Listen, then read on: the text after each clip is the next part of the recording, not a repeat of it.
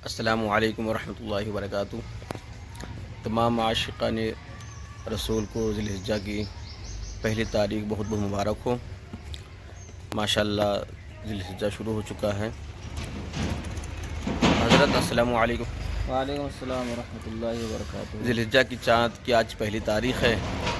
ہمارے ناظرین کو ذی الحجہ کی برکتیں کچھ بتا دیں۔ تمام ناظرین السلام علیکم ورحمۃ اللہ وبرکاتہ۔ نحمدہ ونصلی ونسلم علی رسول الکریم۔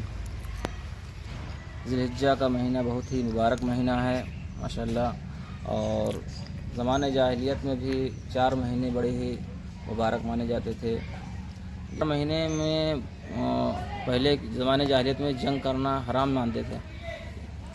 ان مہینوں میں اپنی تلواروں کو، اپنے اوزار کو بالکل رکھ دیتے تھے گھر پہ، جنگ و جہاد نہیں کیا کرتے تھے۔ اور ابھی بھی ماشاءاللہ یہ مہینہ تمام مہینوں میں سب سے زیادہ مہینہ یہ افضلیت اور برکت کا ہی مانا جاتا ہے ذی الحجہ کا، اور اسلامی سال کا سب سے آخری مہینہ ہے ذی الحجہ کا، اور اسلامی سال کا جو مہینہ شروع کا مہینہ بھی شہادت سے شروع ہے اور آخری کا مہینہ بھی قربانی پر ختم ہے ماشاءاللہ۔ ذی الحجہ کا بہت ہی مبارک مہینہ، جیسے میں نے حدیث پاک میں پڑھا تھا، حضرت سیدنا عبداللہ ابن عباس رضی اللہ تعالیٰ عنہ بیان فرماتے ہیں کہ نبی کریم صلی اللہ علیہ وسلم نے ارشاد فرمایا کہ انسان کا کوئی بھی عمل صالح اللہ کے نزدیک زیادہ محبوب نہیں ہے اور دنوں میں جتنا کہ ذی الحجہ کے پہلے عشرے میں زیادہ محبوب ہے۔ تو صحابہ کرام نے عرض کیا رسول اللہ صلی اللہ علیہ وسلم جہاد بھی؟ نبی کریم صلی اللہ علیہ وسلم نے ارشاد فرمایا ہاں جہاد بھی۔ جتنا اللہ رب العزت کو اس مہینے میں عمل صالح انسان کا پسند ہے، اور مہینوں میں اگر جہاد بھی کرے گا تو اللہ تعالیٰ کو پسند نہیں۔ ہاں لیکن جو کہ اپنے جان مال لے کر کے نکلا ہو اور سب کچھ قربان کر دیا ہو، یعنی شہید ہو گیا ہو، تو اس کا مرتبہ الگ ہے۔ دوسری حدیث پاک میں حضرت ابو ہریرہ رضی اللہ تعالیٰ عنہ بیان فرماتے ہیں نبی کریم صلی اللہ علیہ وسلم نے ارشاد فرمایا کہ ذی الحجہ کا پہلا عشرہ اور تمام دنوں سے بہت ہی بہتر ہے۔ کیوں؟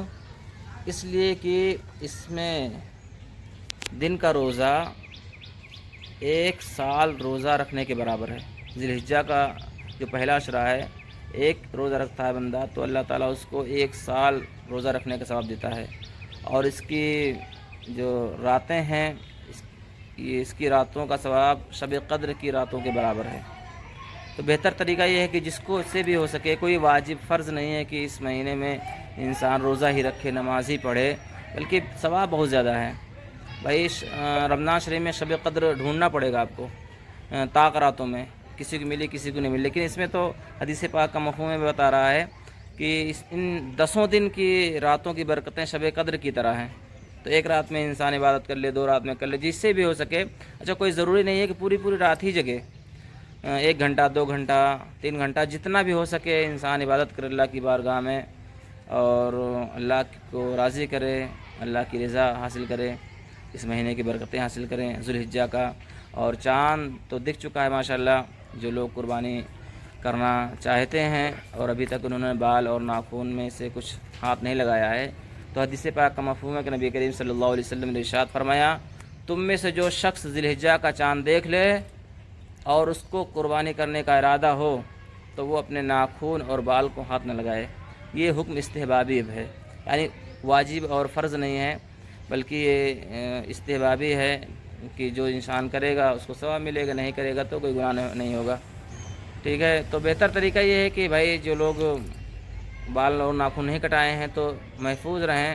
اگر ان زیادہ دن نہیں ہوئے، زیادہ بڑے بال اور ناخن نہیں ہوئے ان کے، یا زیر ناف یا بغل کے بال نہیں، انہوں نے زیادہ دن بھی نہیں ہوئے، کچھ ہی دن ہوئے ان کو صاف کیے ہوئے، تو 10 دن انتظار کر لیں، اپنی قربانی پیش کرنے کے بعد ہی بال اور ناخن کاٹیں۔ اور چاند دیکھ چکا ہے، اللہ کی بارگاہ میں عبادت و ریاضت کریں، اور انسان تو 5 وقت نماز پڑھتا ہی ہے، تو فرض ہے، اور عبادت و ریاضت ایکسٹرا کریں کہ اللہ کی بارگاہ میں نوافل بھی ادا کریں، قضاء عمری کریں، اس مہینے میں رات کو جگیں، جیسے ہم لوگ بظاہر عام ہو چکا ہے، اپنی راتیں 12 بجے تک 1 بجے رات تک انسان اپنے موبائل میں بزی رہتا ہے، تو اللہ کی بارگاہ میں سب سے پہلے دعا کریں کہ پروردگارہ اس مہینے کی برکت سے ہم کو سب سے پہلے اس چیز کی ہدایت دے کہ ہم رات میں اٹھ کر کے رات بھر جا کر کے اللہ کی عبادت کرتے رہیں، اور تمام مسلمین مومنین مومنات کو بھی اللہ تعالیٰ اس بات کی توفیق دے کہ اس مہینے کے پہلا عشرہ جو چل رہا ہے اس مہینے میں اللہ کی بارگاہ میں عبادت بھی کریں، رات بھی جگیں اور دن میں روزہ بھی رکھیں۔